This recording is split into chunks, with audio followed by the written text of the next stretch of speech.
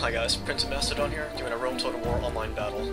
This is a multiplayer battle. I command the Numidians, and my opponent is R2D2-586 in command of the Carthaginians. Alright, this is a request battle. Since I'm quitting Rome Total War pretty soon, I'm going to use the Numidians because people want to see the Numidians for some reason. Anyways, let's look at my army. I have 6 units of archers, 2 units of slingers, 2 squadrons of long shield cav. I have 6 squadrons of the desert camel riders. And I put my general amongst one of these camels here. And because we're fighting in the desert, my camels get a boost in their stats. And finally, I have 4 units of the Numidian legionnaires. Very crappy infantry, but I don't intend to fight this as a melee battle.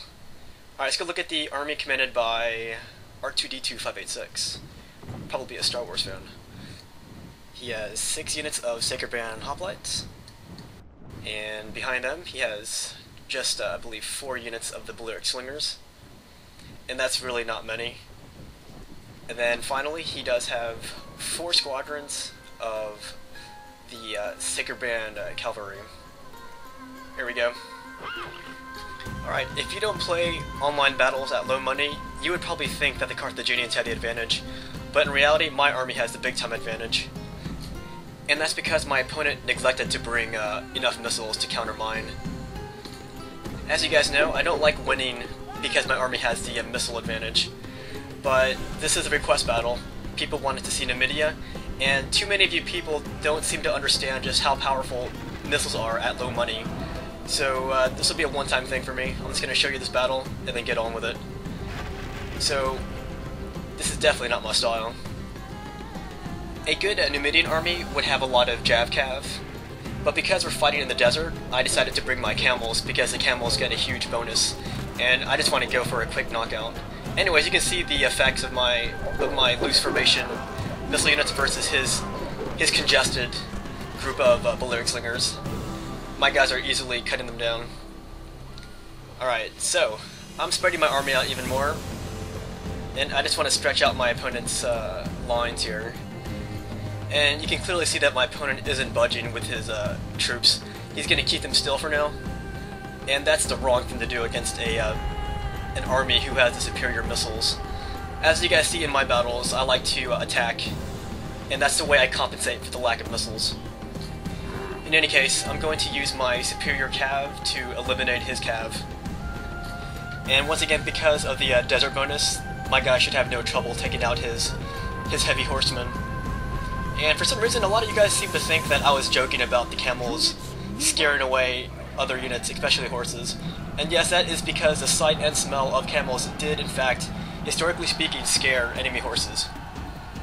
Alright, so I am attacking his Sacred Band cavalry, and he's going to countercharge. But when he sees that my guys are easily eating up his guys, he's going to take 2 squadrons of Sacred Band cav, and he's going to charge after my missile units. And I was prepared for this. I actually brought out my Numidian legionnaires to confront one of his horse units, and I'm going to take the rest of my missile units here, and I'm going to do focus fire on his other squadron of cav. So again, a lot of you people who do not play online low money battles, they do not know the effect of missile units. And I'm going to show you what happens. See this first set of cav? I was able to confront them with my Numidian legionnaires. As for his other group of cav, you're going to see them in a second. Look at this. Those guys went from 27 horsemen to almost nothing in a matter of seconds. And that's just because of my concentrated fire from my missile units. And again, this is why in low money battles, the missile units are very important for your army. And I can tell from the comments that you guys make that a lot of you don't play online, or a lot of you don't play low money battles. And this, my friends, is how strong missile units are in low money battles online against human players. Anyways, I've got his army surrounded now, and my opponent is out of missiles, and he is out of horses. So now he's down to his Sacred Band phalanx. And because of all my missiles, my opponent is going to do the only thing he can do. He is going to turtle up his army here, and he's going to make sure that the effects of my missiles are minimized. He's going to overlap his hoplites in such a way that my missiles will do minimal damage to his hoplite troops. And once again, I have auto fire turned off on all of my archers and slingers, because I don't want them wasting any of their missiles on the fronts of any of those hoplites. So every shot will be planned and aimed, and that will take advantage of my missile units. And this is another bonus of having all these missile units. Because my opponent is down to nothing, I have basically immobilized him with just the presence of all those archers and slingers. Because all those Carthaginian hoplites are nicely packed together like that, it's going to make it really easy for my army to surround his guys when I choose to attack. The problem here is if my opponent breaks formation, then his guys will be doomed from my missiles, because without that closely packed formation, they are very vulnerable to flank and rear missile fire. So my opponent really doesn't have many options, and that's because he neglected to bring enough missile troops to counter mine. So whenever you see me guys play against a faction like Parthia or Armenia, and you say I won because of my opponent's missile army, I had to say that you're sadly mistaken, because fighting against missile armies is a lot trickier than you think, and in fact Parthia does have the advantage over a faction like Macedon in a low money battle. Alright, so I'm just going to sit here and waste my arrows. My opponent has no say in the matter, and I'm free to do anything I want with my troops. Right now you can see in the back, I'm just positioning my troops all around his army. And that's just me preparing for the final assault. And this is a very formulaic battle. Nothing original, really. Unless you've never seen this kind of battle online. Alright, so his guys are trying to compensate for the lack of hoplites.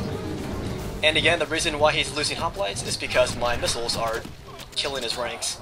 But every time he moves his guys like that, that makes him extra vulnerable to my missile fire. And anyways, his formation is pretty effective at minimizing the damage from my missiles.